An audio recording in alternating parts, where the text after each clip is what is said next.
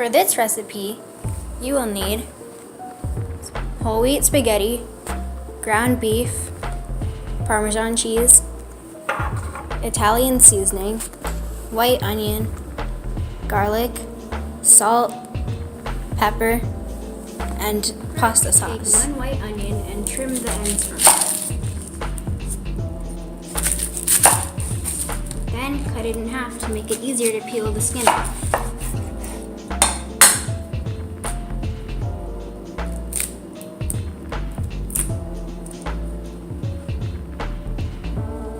You can see the middle of the half of the onion, so you can put your knife starting there and thinly slice it outwards like that.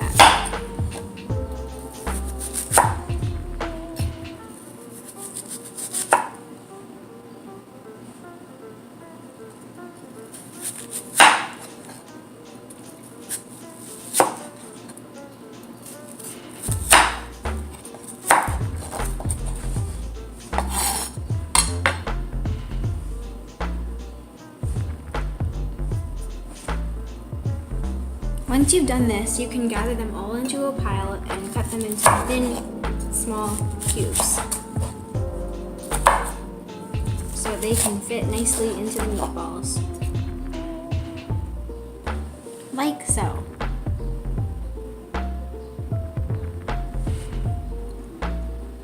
For the meatballs, first preheat your oven or toaster oven to 400 degrees and line a pan with aluminum foil.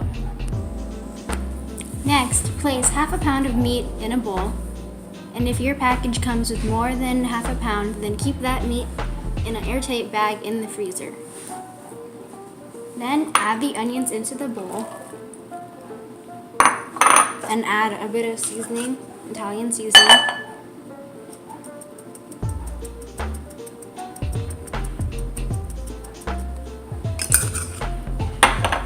salt,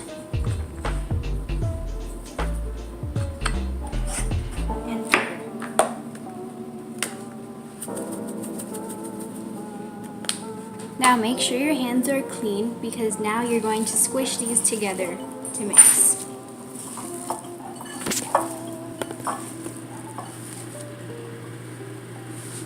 Once your meatballs have finished cooking, you can check to see if they're really finished cooking by pressing a knife into them.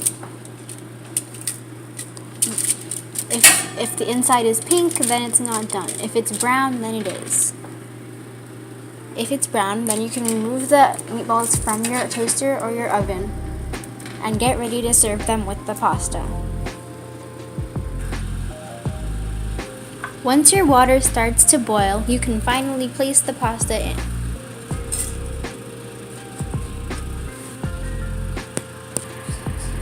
Let the pasta cook in the boiling water without stirring for a couple of minutes.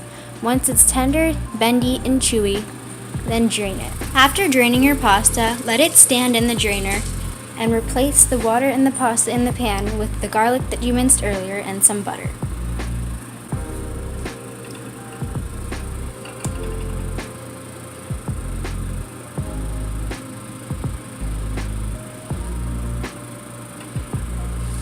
Once the butter melts and the garlic is sizzling and slightly browned, you can add some pasta sauce.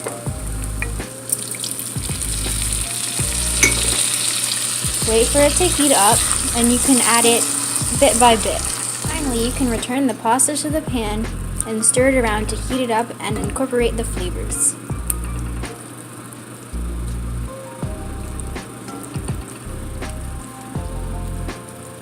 Now add the meatballs until they're warmed through and incorporated into the pasta.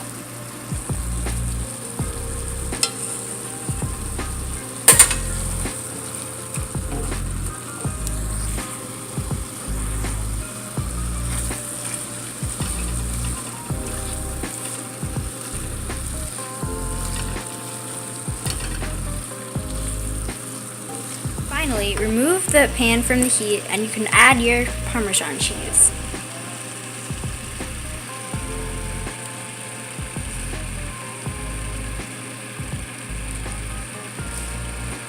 You don't have to add it all now because you can just put it on top later. Once you've done this, stir again to incorporate it and then you'll be done. And here is the delicious final product. with some cheese sprinkled on top. It smells, tastes, and looks good. Thanks for watching and enjoy.